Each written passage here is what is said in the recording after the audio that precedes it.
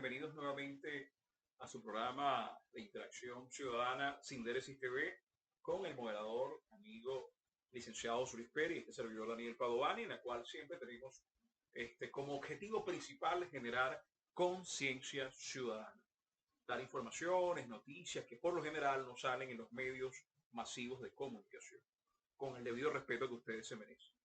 Entonces, como es bien sabido, que se ha visto a nivel de las redes sociales, de los canales de medios tradicionales y alternativos, en esta nueva mirada de este nuevo gobierno de Joe Biden, solicitó a este llamado gobierno de sombra que liderizaba a Guaidó y sus personeros, instó para que se entablaran los puentes para promover la negociación con el gobierno de Nicolás Maduro a través de la secretaria de Estado, subsecretaria de Estado Wendy Sherman. Esto es importante si lo vemos desde el punto de vista geopolítico, porque pudiéramos estar en presencia de un reconocimiento, ¿no? Un reconocimiento del gobierno del presidente Nicolás Maduro. Eso es importante. La idea principal es buscar flexibilizar, si no me equivoco, estas medidas o sanciones económicas que a nuestro parecer, en el manejo del concepto que nos dice la Real Academia, serían medidas coercitivas, porque ningún Estado se puede abrogar el derecho de sancionar a otro. ¿Bajo qué precepto? ¿Bajo qué parámetro? Eso, nuestro humilde entender, está fuera del marco de la ley. Pero bueno, dentro de esta medida es un avance que es importante analizar. Debemos recordar que en el 2015 hubo el famoso decreto del presidente Obama, el Premio Nobel de la Paz, en la cual nos decretó que Venezuela era una amenaza inusual y extraordinaria. Imagínense, nosotros siendo amenaza del país más poderoso del planeta, con la mayor capacidad de ojivas nucleares en el planeta. Sencillamente creo que es poco entendible, ¿no? Por más que risible. Entonces, bueno, me gustaría ver la postura del licenciado, si ve que esto es una medida asertiva de parte del gobierno de Biden, que quiere generar las condiciones necesarias de cara a estas elecciones que vienen en noviembre, que son unas mega elecciones de alcaldes, de concejales, de gobernadores. ¿Considera usted que es asertiva esa mirada, licenciado, por parte del gobierno norteamericano? Bueno, muchas gracias, licenciado. A mí me parece que una de las cosas más importantes que se debe estudiar en este tipo de problemas de carácter geopolítico es el hecho de que se debe buscar la conciliación. Y justamente los Estados Unidos y Europa están considerando que el gobierno de Maduro, el gobierno legítimo de Maduro, porque es ganado a través de unas elecciones que algunos dicen que es unas elecciones legítimas, otros dicen que no. Esas son cuestiones que indudablemente se respetan, pero que en el concierto internacional hay dos esquemas, o la guerra o la conciliación. Y justamente cuando yo digo la guerra es porque Venezuela está inmerso en una guerra híbrida, en una guerra de carácter comercial que se le ha generado a través de los Estados Unidos y a través de Europa. Incluso se han hecho esquemas como de carácter de economía digital, como el carácter, por ejemplo, del petro, y el petro, una moneda, una criptomoneda o un criptoactivo que le iba a dar mucha vigorosidad a la economía digital, bueno, fue frenado y sancionado por el gobierno de Donald Trump. Entonces, indudablemente, este tipo de guerra produce precisamente un desgaste y una economía que se va deprimiendo.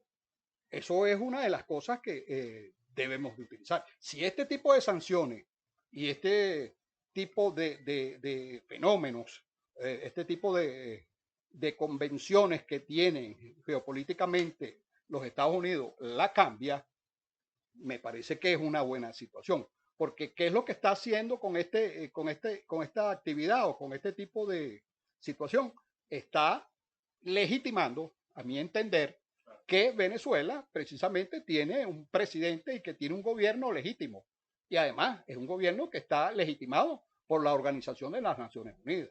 Entonces creo que a pesar de que van a existir los problemas de carácter geopolítico con los Estados Unidos y con Europa, ellos indudablemente que se dieron cuenta de que esa situación, ese tipo de guerra que de alguna manera el gobierno de Donald Trump quiso generar a través de la violencia, no le dio resultados y que por ende prácticamente la majestad o la hegemonía de los Estados Unidos quedó en entredicho, porque el gobierno todavía se sustenta con toda la problemática que tiene. Así que yo avalo este tipo de situaciones porque lo que determinan de una manera clara y precisa es que existe un gobierno, existe un pueblo, y ese pueblo, unos que están a favor y otros que están en contra del gobierno, eso es legítimo y eso es valedero. Se va a buscar a través de unas elecciones, que en este caso, en su primera instancia, son elecciones regionales de más de 2.500 cargos que se van a distribuir entre gobernadores, alcaldes y diputados a la Asamblea Legislativa y concejales de los municipios. Entonces, a mí me parece que es un buen aval.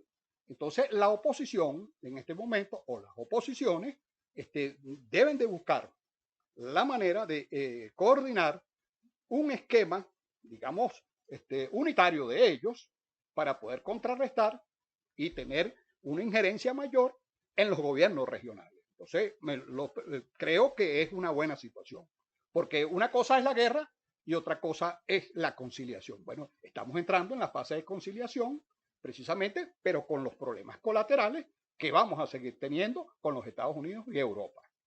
Me parece muy bien, muy acertado su comentario.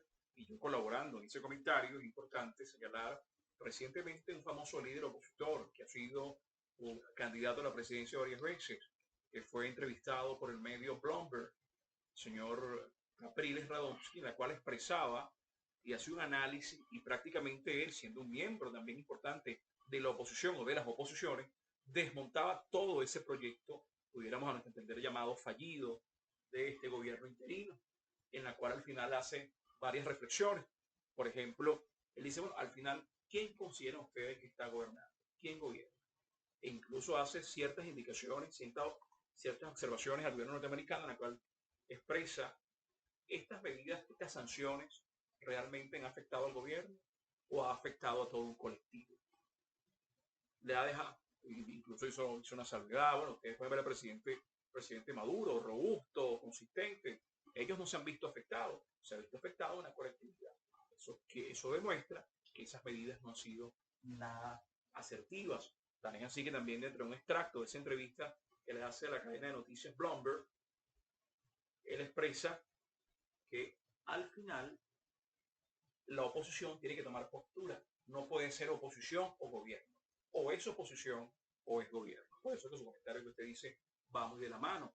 Y colaborando en esta medida, han aparecido varios actores importantes, la Iglesia Católica, a través de la Conferencia Episcopal, a través de su vocero principal, del cardenal Baltasar Porras, se ofrecen como mediadores para buscar los mejores mecanismos de entendimiento y buscar en cierta medida lo que se quiere, solidificar la democracia con diferentes posturas, pensamientos, tiros, troyanos, pero sí dentro del marco del ejercicio democrático a través de un mecanismo que ha sido muy valioso y se ha defendido, que es el derecho al sufragio.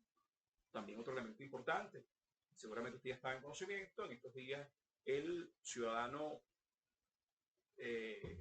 embajador español o ministro de España, ahorita creo que figura principal de la Unión Europea, Josep Borrell, le pareció interesante, parece que aceptaron la posibilidad de enviar una comisión electoral como veedores para de observancia para ver estos próximos comicios. Eso es una buena señal.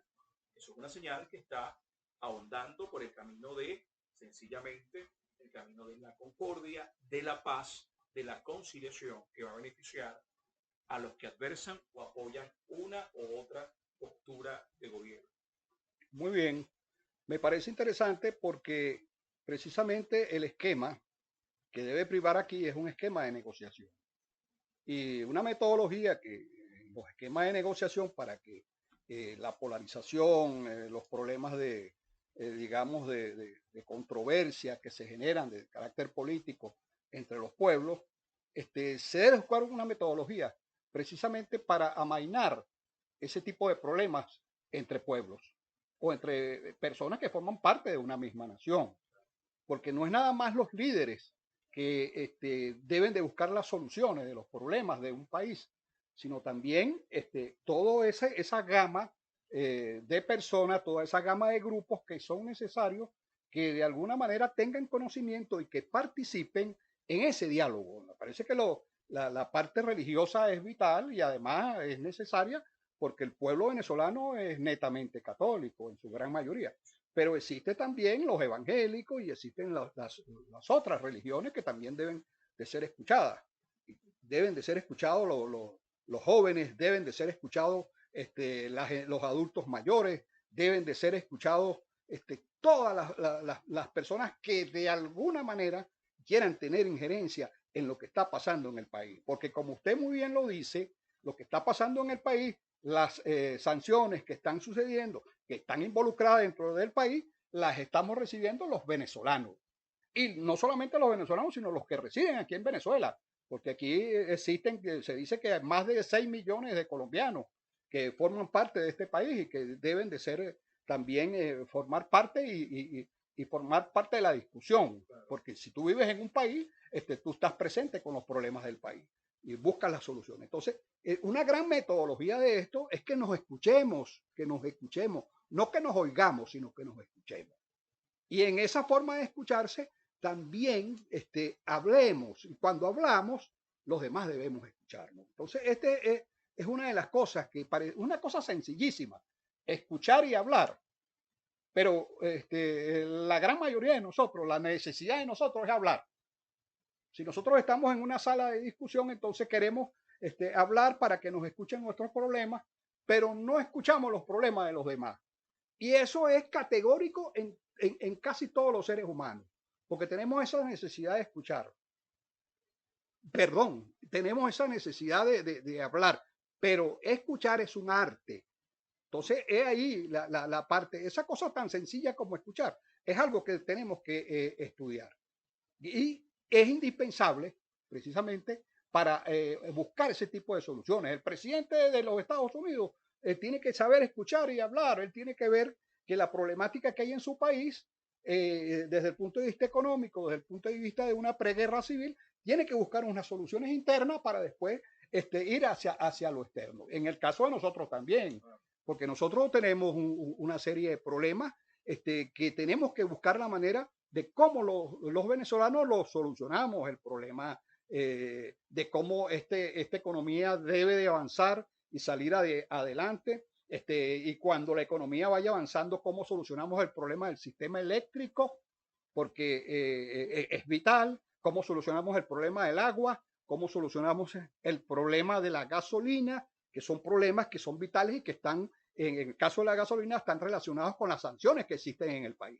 Entonces, por eso es que consideramos que este esquema, el esquema de buscar soluciones de conciliación, donde cada parte se escucha y exponga sus argumentos, se escuche y exponga sus argumentos y escuche a la parte contraria para así poder cohabitar. Porque la clave fundamental de esto es que cohabitemos los venezolanos, los que no nos vamos a ir de este país, que tenemos a nuestro vecino al lado, que a lo mejor posiblemente está en una confrontación con nosotros de carácter ideológico o de carácter de problema que tenemos ahorita por la pandemia y todo este tipo de cosas, ¿no? Entonces sí, lo felicito porque esa es la situación que tenemos que buscar de solucionar. No el problema de la guerra, como usted muy bien lo dijo, porque en el problema de la guerra, los Estados Unidos tienen más de 6.000 ojivas nucleares. Y los rusos tienen otro tanto, 6.500, 6.800 ojivas nucleares, y los chinos también tienen otro tanto. No tienen lo mismo que tienen los rusos ni los norteamericanos, pero con 4 o 5 bombas termonucleares de carácter fuerte se acaba el mundo. ¿Eso es lo que nosotros queremos? Pues yo creo que no, porque se supone que los que están en situación de dominio de gobierno son gente pensante y gente que utiliza la sindéresis, que es precisamente la norma y el arte de nuestro programa. No, está muy cierto lo que dice. Y nosotros como Venezuela, como somos parte importante del mundo de la geopolítica, tenemos que evitar que las potencias caigan en un conflicto bélico de escala internacional que nos afecta a todos y evitar a toda costa eso que usted comenzaba, que salen las siglas en inglés, que se llama MAT, que es Mutually Assured Destruction, la destrucción asegurada y garantizada, o sea, que no va a quedar para nadie. Así es. Y entonces, los que quedemos vivos, la próxima generación será una guerra de palos y piedras. Porque, como decía Albert Einstein. Exacto. Sí, entonces, sí. bueno, es un tema es verdad, entonces es importante, tenemos que buscar consensos y estas medidas por parte del gobierno y del gobierno norteamericano, de la Unión Europea, de los diferentes actores del gobierno venezolano, me parece que son asertivas de cara a buscar la paz, la convivencia, la cohabitación, para buscar el beneficio colectivo de todos los venezolanos. Los que aman, los que odian, los que piensan distinto, al final todos son venezolanos y merecen respeto. Sí. Y merecen ser escuchados. Así es. Como decía, o el hacha de la guerra o la pipa de la paz. Gracias. Suscríbanse.